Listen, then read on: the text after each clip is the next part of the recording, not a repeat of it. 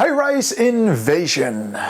Hey guys, today I want to make a very quick video about high-rise invasion. I think I need to make this video because I'm just very unhappy about it, and I want to explain a little bit why further down the video. And it's really just one of the shows where I thought the premise was going to be amazing, and we'll talk a little bit about what the premise is in a second, but it's just such a letdown. And also, I'm only on the 5th episode for now because I don't want to keep it not too many of the spoilers that are going to happen, so I cannot say them to you guys. But I want to talk about, until now, the issues that I see until the 5th episode. For the people who do not know what the premise is of High-Rise Invasion, it is basically you have these people that are being teleported to this alternative world, which is very similar to the People's World, where they came from, of course, and they're stuck on roofs of skyscrapers. And these skyscrapers are connected to bridges, so they can walk from skyscraper to skyscraper, which in theory sounds super cool, but they just cannot get down. If they want to go down, they need to jump off the buildings, and that is suicide, so a lot of people want to try and survive. But you might be asking,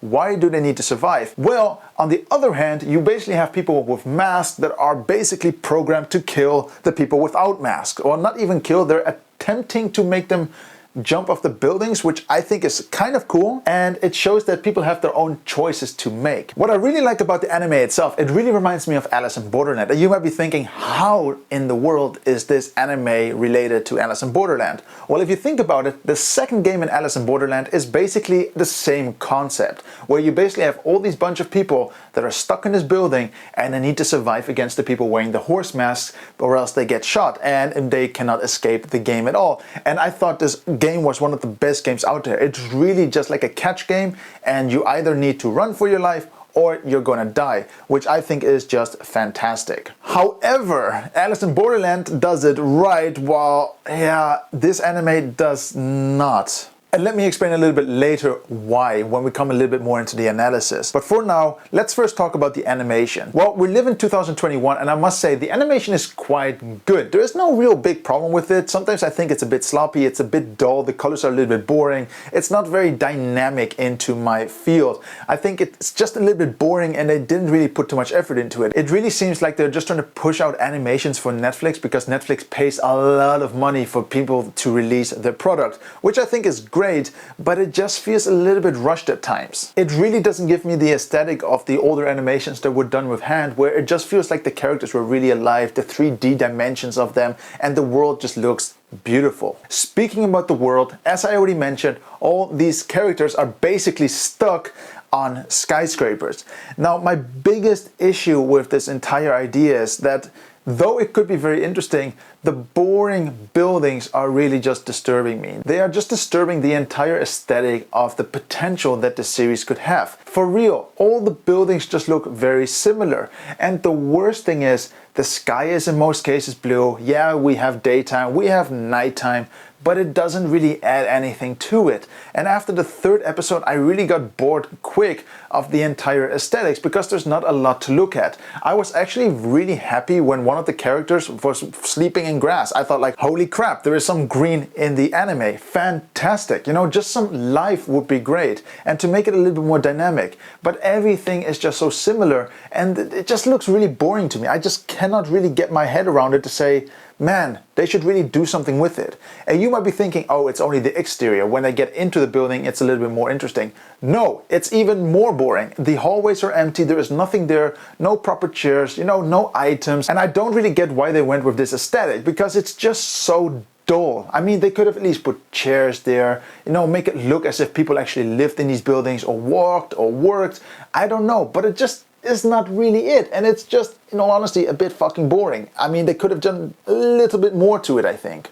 A very good tip would have maybe been making the world just a little bit more pleasing, you know, giving the buildings more characters. If we look at Alice in Borderland, every time they join or go to a new game, there is a different location, which I think is just a little bit more attractive to look at, because you're like, oh, we have not seen this before, oh, we have not seen this before. But with High-Rise Invasion, you basically have the issue that I have seen this already before. Are we in the same location again? Did we go backwards or not? It's just a bit dull. And you might be thinking, okay, that's just the animation. There must be very good character development in the story. No, it is even more terrible than you think. Sadly, there is just no proper character development. If you look at Alice in Borderland, we're really explained about the background of all the characters, what the motivations are to survive, what the motivations are to live, what their background stories are they a loser, are they like heroes, are they tough, you know, how do they treat other people? With this series, and I'm not even joking, in the first episode, the girl that gets teleported to this world all of a sudden just accepts where she is and she's just like, I'm gonna deal with it, I'm gonna fight everything, I'm gonna win this theoretical game. And it was just like, what the fuck? You have someone with a knife willing to kill you. You have a police officer that literally wants to rape you. And there is just no reaction out of these people. It is just so not normal. I cannot imagine that anyone reacts to the environment that they're thrown in if it was this chaotic. I mean, how would you react if someone came to you with a knife? How would you react if someone came after you to rape you and no one is there to help you? It is just so mind-blowingly bad where the story writing just becomes so dull. I have never seen characters that are just like, you know what, we're just gonna go for it, we're just gonna fight for it. And it's just unrealistic because I cannot correlate with it, and it makes everything that happens really obsolete. It is just like, man, okay, you have another guy with a mask, you have another guy without a mask, they're gonna fight, someone is gonna die. Okay. I really just wish they took a little bit more time trying to recreate the characters and give them a little bit more meaning in the world itself. It just seems like as if they throw these generic characters in the world, they put a camera tracking their life basically, which is just so weird. None of the characters, literally none of them, talk about how tough it was to be in this world, how they needed to kill people. And it's just mind-blowingly weird, as if they were just psychopaths, you know? Every good person without the mask is just weird and doesn't accept that they're about to die. Now you might be asking, is there also something good in the series? Like I said, the premise itself is very interesting. It just reminds me a lot of Alice in Borderland, but it is just very dully written. Is that even a word?